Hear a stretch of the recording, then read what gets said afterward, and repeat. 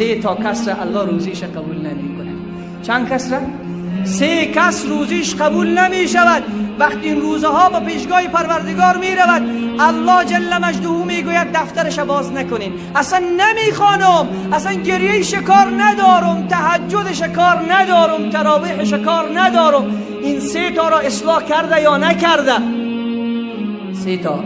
این سخن من نیست، سخن محبوب ما رسول الله صلی الله علیه و سلم است. رسول پاک صلی الله علیه و سلم فرمود اول کسی که خدا روزیش قبول نمیکنه او کسی است که رمضان می آید هنوزم با برادر خود خفه است. رمضان می آید هنوزم با مادر و پدر و همسایه و رفیق و دوست و مسلمان خفه است، قلبش پر از کینه هست، پر از کینه. باور بکنید بعض انسان ها چند برابر وزن خود کینه را حمل میکنن، چند برابر وزن خود.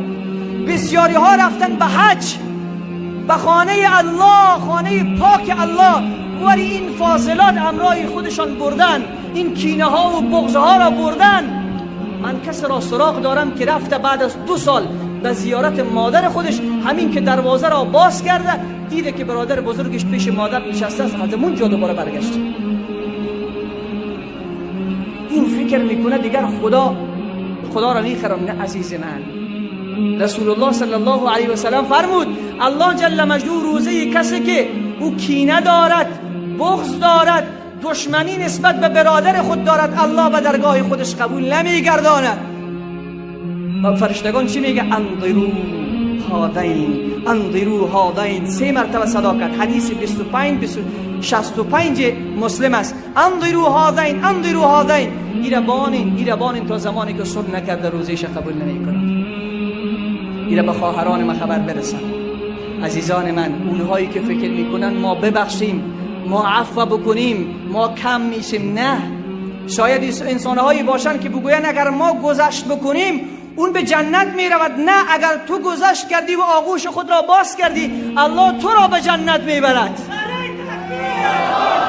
هیچ بهانه نمیشود، هیچ بهانه را خدا قبول نمی کند. اول او شروع کرد، دخترش به من نداد، پول من را گرفت، زمین من را گرفت. بهانه ها نمی چلد. اون مسلمان است، باید برای الله آغوشت را باز کنی و الا خدا روزه را قبول نمی کند. دوم، کسی که روزهش قبول نمی شود کسی که روزه گرفته اما چشمش روزه نیست. دیگه خطرناک نیست؟ خیلی خطرناک است.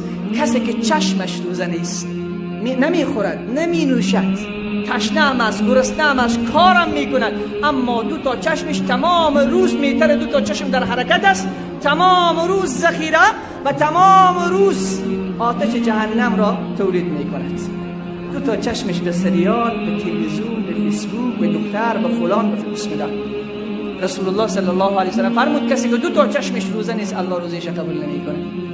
و بعد فرمود رسول پاک صلی الله علیه و سلم کسی که زبانش روزه نباشد. بسیاری ها قبلا غیبت نمی کردن، همین که ماه مبارک رمضان آمد قرار است تازه شروع میکنن به غیبت کردن. چرا وقتر به خانه میآیند، شروع میکنن به همراه همسرشان فلان کرد، فلان کرد، در حالی که نمیدانند.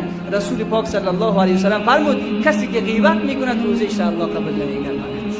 الله به ما شما توفیق عمل نصیب بگردانه. سروران من، عزیزان من، بیاییم که با پروردگار خود پیش از این که این ماه بیاید صلح کنیم، با تمام معنا داخل این دین شویم، با تمام برنامه‌های خود داخل این دین شویم. و آخرین خواهش من این است عزیزان من، نباید تلویزیون در خانه باشد، اما در ماه مبارک رمضان که اهم است نباید نگاهش بکنیم و الا خود را زحمت ندهیم که خدا فریب نمیخورد. سروران من، از تلویزیون سریال دور بکن. اگر خودت نگاه نمی کنی دخترت نگاه میکند، روزه هست. چرا اون خواهر مسلمان مرا که روزه گرفته زحمت کشیده روزه‌اش را به باد میدهیم؟ ما پدران همسرمان نگاه میکنه چرا روزیش به باد میدهیم؟ فرزندان ما نگاه میکنه چرا روزیش به باد میدهیم؟ شک در این نیست وقتی به اون نگاه بکنن اون گناه است، اون معصیت است.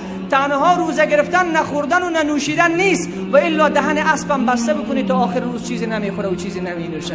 موت خود با روزی خود 3 تا چیز طلب میکنیم. چند تا؟ 3. اول، یا الله ما روزه میگیریم، ما را غریق رحمت بگردان. دای اول رحمت است. ابر رحمت پروردگار بر سر امت اسلامی سایه می کند، کلگی پر از رحمت می شود. اما دوم خواسته ای که از الله داریم، یا الله مایی که این همه گناه کردیم یا الله گناهان ما را همه ایش را ببخش. این دوم خواسته ما. سوم خواسته ما، یا الله ما را از آتش جهنم نجات بده. وقتی این سه تا خواسته از الله میکنیم، آیا الله هم از ما خواسته دارد یا ندارد؟ خواسته دارد. خواست الله از ما مسلمان ها همی است که روزه را به تمام معنا باید گرفت. عزیز من، تهجد وقت سحر را فراموش نکن. همین که سحری را خوردی بلند شو از جایت. گرچه شیطان خیلی تلاش میکند که بخوابانت دوباره، شیطان خیلی تلاش میکند به گوشت زمزمه میکند، تمام روز کار میکنی، تراویح هم تا آخرای شب رفت، خیلی ناوقت شد، بخواب، نماز صبح نخوان، بخواب، تهجد نخوان، ولی تو با همت قوی خود از جای خود بلند شو. 8 رکعت تهجد معادل 8 رکعت فرض به نامه اعمال در روز قیامت الله برش مزد را میدهد. دعاهای وقت سحر را فراموش نکن که رسول الله صلی الله علیه وسلم فرمود دعا فقط وقت قبول می شود که وقت سحرگاهان باشد. اون وقت اجابت دعاست. در وقت افطاری دعا را فراموش نکن. اونجا هم در وقت افطاری تلاش بکن که دعا بکن.